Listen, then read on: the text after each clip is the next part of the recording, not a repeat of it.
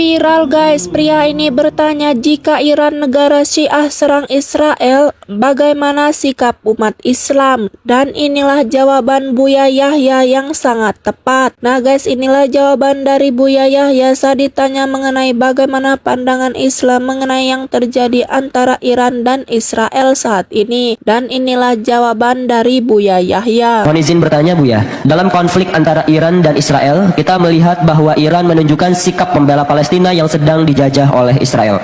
Namun di sisi lain, kita juga mengetahui bahwa Iran mayoritas menganut paham Syiah yang berbeda dengan Ahlus Sunnah.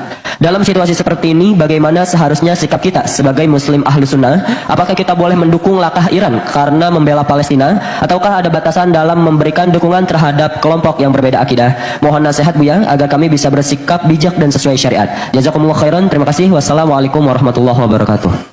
Perbedaan urusan keyakinan ini berbeda.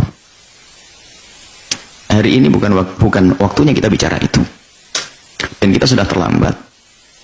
Bersama-sama meyakini bahwasanya Israel adalah musuh kita bersama. Dan dia telah menodai kemanusiaan. Bukan sekedar urusan agama. Sehingga siapapun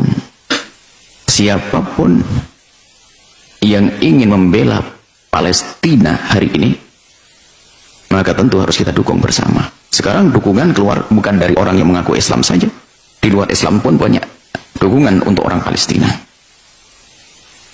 Yang jelas kita ingin memberikan pelajaran kepada dunia. Biarpun dimulai dari niat kita dan kemampuan kita semampu kita untuk memberitahu orang-orang zalim seperti orang-orang yang ada di Israel. Orang Israel itu adalah harus dihentikan. Sudah cukup sampai di sini. Apakah nanti muncul orang dari Iran? Atau nanti muncul dari Inggris? Atau mungkin dari Cina? Selagi untuk menghancurkan kezaliman kepada kemanusiaan, mereka adalah pejuang dunia. Seperti itu. Jadi jangan sampai gara-gara berbeda keyakinan lalu menjadi kita tidak tahu bahwa ada musuh bersama yang membahayakan dunia. Itu yang dihancurkan oleh kisah-kisah Palestina ini bukan sekedar, ini bukan urusan agama, sudah kemanusiaan sudah. Dahsyat kejahatan kepada kemanusiaan. Makanya sebaliknya aneh sekali. Sekarang orang berbondong-bondong membela bukan orang Islam saja, dan mereka orang punya nurani itu. Mereka bukan atas dasar keimanan nurani. Ini bukan masalah keimanan lagi, nurani, batin manusia hidup hatinya. Ini terlepas dari urusan agama. Biarpun di sana ada unsur agama ada.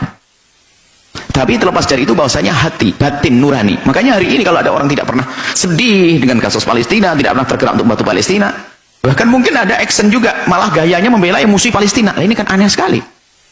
Hatinya di mana? Bahkan guyonan di saat berbicara tentang Palestina dan seterusnya. Palestina harus kita bantu, kita tolong. Dimulai dari panjatan doa dengan harta kita, dengan upaya apa yang bisa kita mampu. Nah.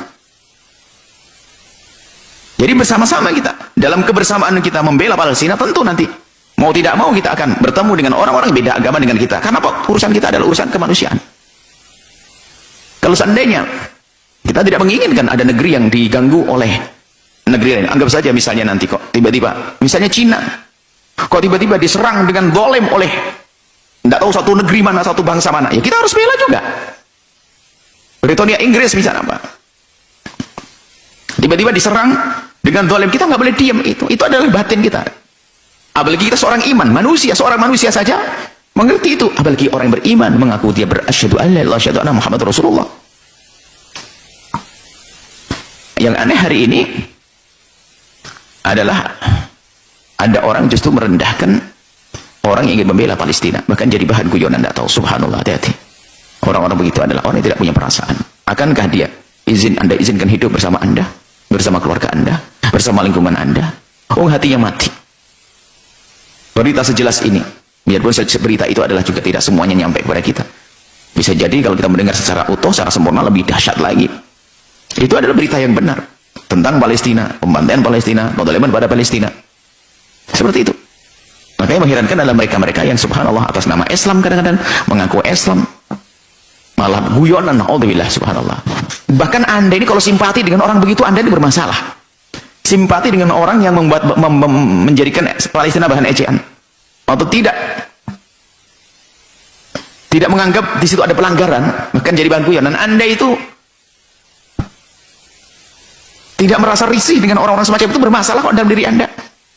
Masa bagaimana Anda melihat orang yang tertawa di balik musibah, kok Anda masih tenang-tenang saja? Loh, Anda ini siapa? Saya tidak bicara tentang mereka yang tidak punya hati nurani itu. Saya bicara pada Anda yang selama ini punya hati, mengaku punya hati nurani. Apa perasaan Anda mendengar Palestina semacam ini? Hanya ke diri Anda sendiri. Adapun nanti jika ada berakidah firqah Islamiyah, bahkan agama-agama lain mendukung, ya itu sama-sama, itu tugas bersama untuk membebaskan kezaliman kepada kemanusiaan di Palestina. Ini tugas bersama, dan itu tugasnya manusia yang merasa diri adalah manusia, yang punya nurani, punya batin. Baru nanti bedanya kalau seorang muslim punya tingkatan lagi, di samping karena ada urusan batin, nurani, kemanusiaan, ada. Kita adalah manusia karena Allah, kita orang beriman karena Allah Subhanahu wa taala. Ini karena Allah Subhanahu wa taala, tentunya lebih dahsyat lagi. Jadi keimanan kita justru untuk menuntut kita untuk membela Palestina semampu kita, sedahsyat, sekuat-kuatnya, sebanyak-banyaknya, sebesar-besarnya, seperti itu. Jadi siapapun yang hari ini punya jasa untuk kemanusiaan di Palestina, maka tidak boleh kita tidak mendukungnya. Kita harus bersama-sama untuk menghentikan kezaliman di Palestina. Selesai sampai di sini.